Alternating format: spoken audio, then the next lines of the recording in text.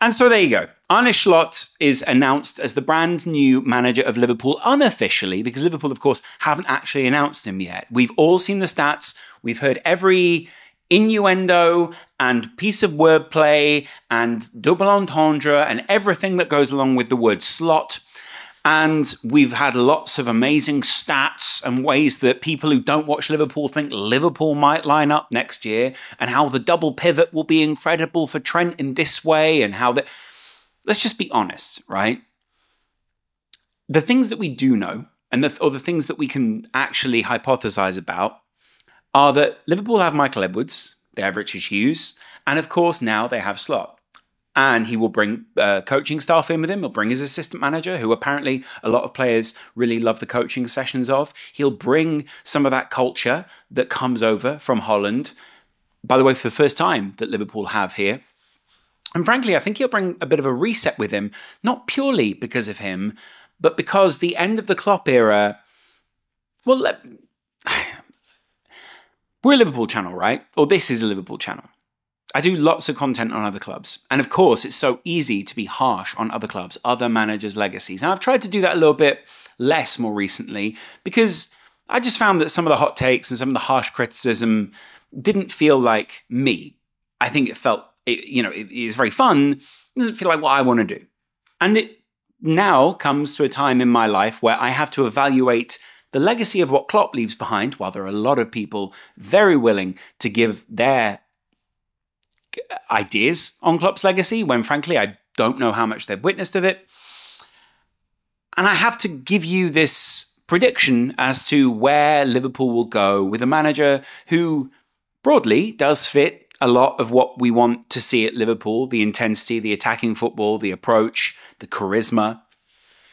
And we've all watched the breakdown videos. We've watched about 100 different people say 100 different things. But I think there are things that we don't know behind the scenes.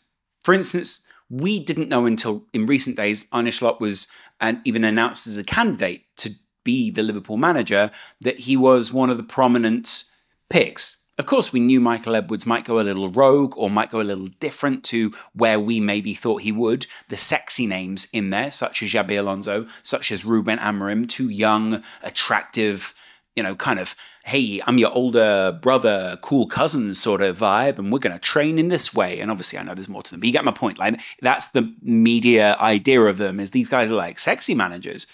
And then Klopp kind of arrived as like a little bit of a geeky but committed and clearly alpha-ish type that the players just liked. Slot doesn't seem a million miles away from that. Like, we've watched Klopp become what he is today, this erudite. I think he's always been, this man's always been in there, in the same way there's always like a character inside you, but there's always been this erudite, older, sort of wise, at the same time energetic, youthful man. But I think there are a few things I'm reluctant to admit, as of yet, as a Liverpool fan, about Jurgen Klopp. And it makes me reluctant to comment on where I think Liverpool are going, because actually, as much as you might have tuned in for a video breakdown on Slot, I think what we actually have to look at are the two converging factors here. Slot arriving at Liverpool, and Liverpool bringing in Slot. That might seem obvious, but the merging of the two is where it kind of gets interesting, right? Our assumption is that he will come in and play X style of football. I think that's relatively reasonable. And that he'll fit certain players into whatever positions. I don't think that's reasonable. But I do think, roughly we know the centre-backs are going to play where they play and the full-backs are going to play where they play. Which centre-backs and which full-backs we keep is up for a big debate because of Edwards and Hughes. But broadly, you see my point. Then on top of that, I don't actually think, similar to the managerial appointment, we know what is actually going on behind the scenes at Liverpool. I think last season, not this one, but last season, took its toll on that side.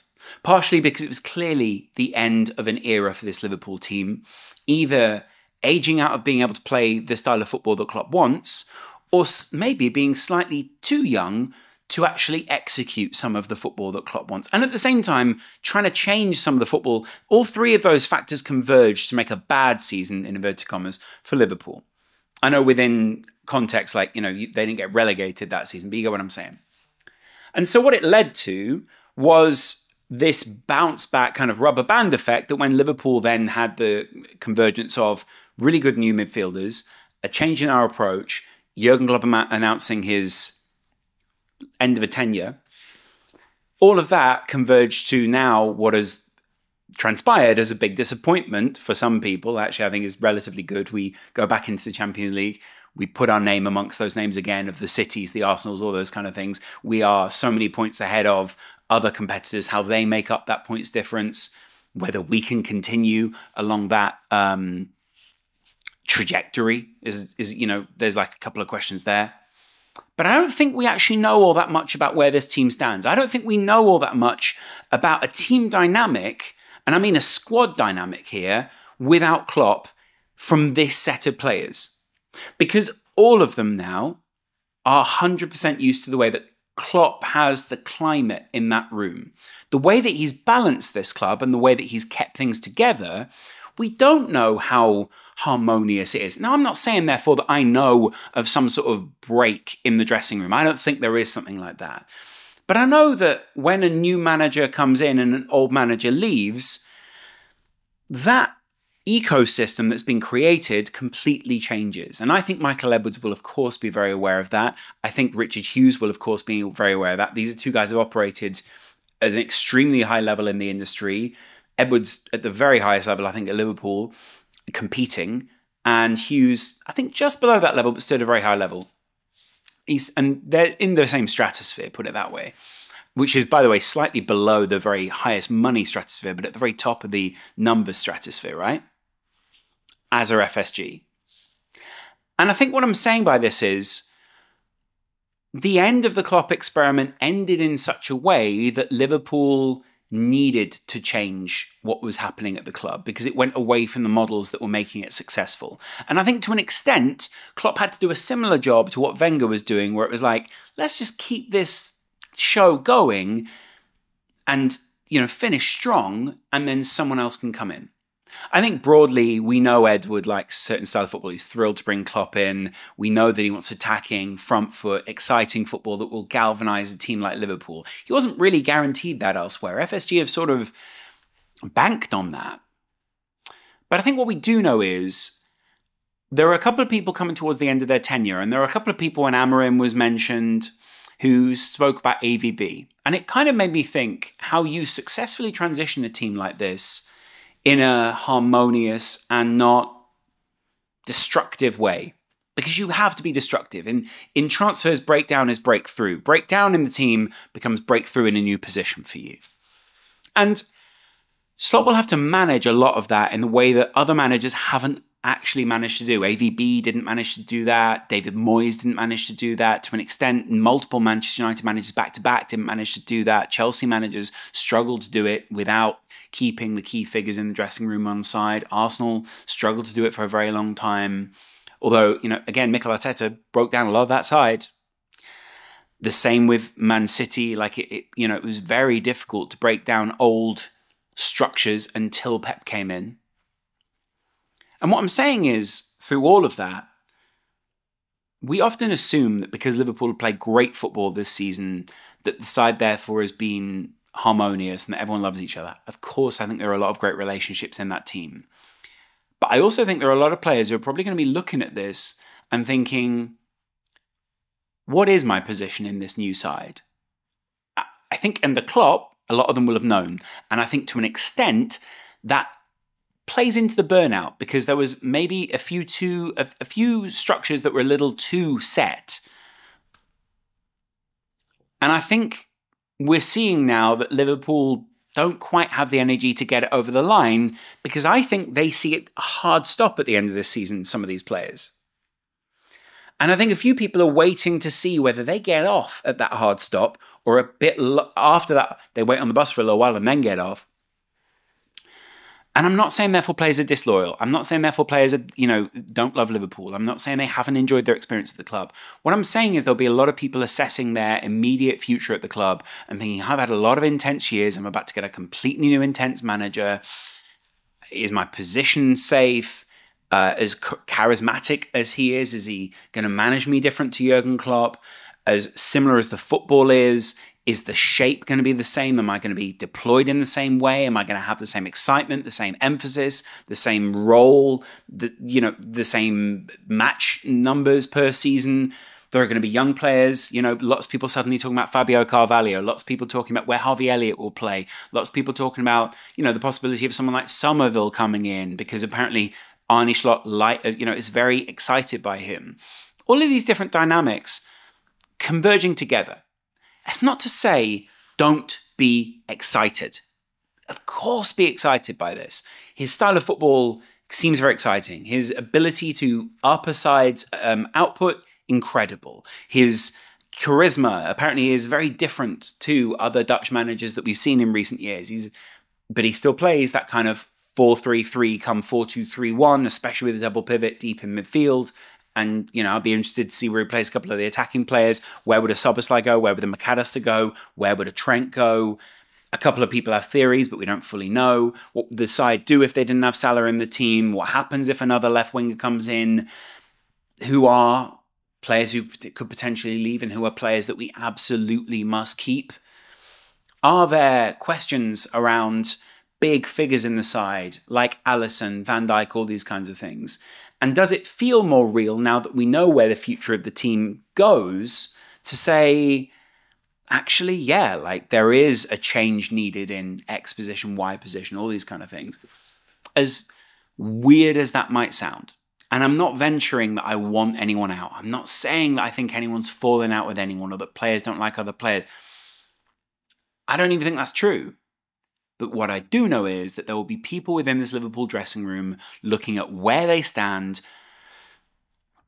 what possible changes could happen formationally and even structurally to empower these new young kids that are coming through at Liverpool, to empower these new signings, to change the shape and the emphasis of the side of a team that clearly were very good but got tired towards the end of the season. What can Slot do to emphasize the brilliance within those and possibly nullify the bad? There will always be weaknesses to every system. We will see losses next season where players will be going, oh, was I meant to be there? Oh, I was here. We will see times where players don't understand things. We will see a Champions League thrashing at some point. But we will also see a style of football that I think is similar to Klopp, is similar to Spalletti. I think is slightly more possessional than Klopp. I think is slightly more, I want to say pragmatic and charismatic than Spalletti. And I think it does skew closer to a Pep or an Arteta. I don't think it's Arteta or Pep, but you know what I'm saying? It skews that way. I will do a proper breakdown on what I think and who will play where. But to an extent, I just kind of wanted to touch base again with you guys and work out where we're all at. Let me know in the comments below what you're thinking. Let me know what you're excited about. Let me know some of these names that you're thinking about. I'm not here to give a generic, and here's the thing, if you come into this channel for generic YouTube stuff, there are plenty of people that do that very well. I'm coming up with a video where I'm talking about what it feels like to be a blade of grass on a football pitch right now. So if you're here for that kind of pretentious stuff, crack on. But I am here to talk about Slot. I think it's great. He doesn't look like an Alonso or an Amorim. I think that's exactly the kind of thing that Liverpool want to do. We don't care what you think of our manager. We don't care what you think of our anything. It's ours. And I think we wouldn't be able to have Slot if we hadn't have had the brilliance of Klopp. If we hadn't have been reinvigorated, reminded. I put it, my last video on my main channel was about the differences between when Klopp came in and where we are now. And I think too many people are willing to just kick Klopp out the door and go, yeah, some legacy, one Premier League title, one Champions League, whatever. It's easy to reduce a man when you forget where you were from. And what you changed subconsciously or over time through a lot of very small, gradual feelings, just being slightly adjusted by Klopp.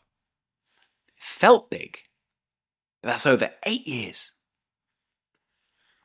And sure, I think Klopp can keep taping us up or whatever it is.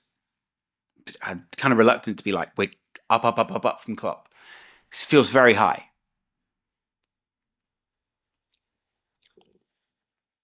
Arne Slot, welcome to Liverpool. There'll be plenty more videos on you. Don't worry about that.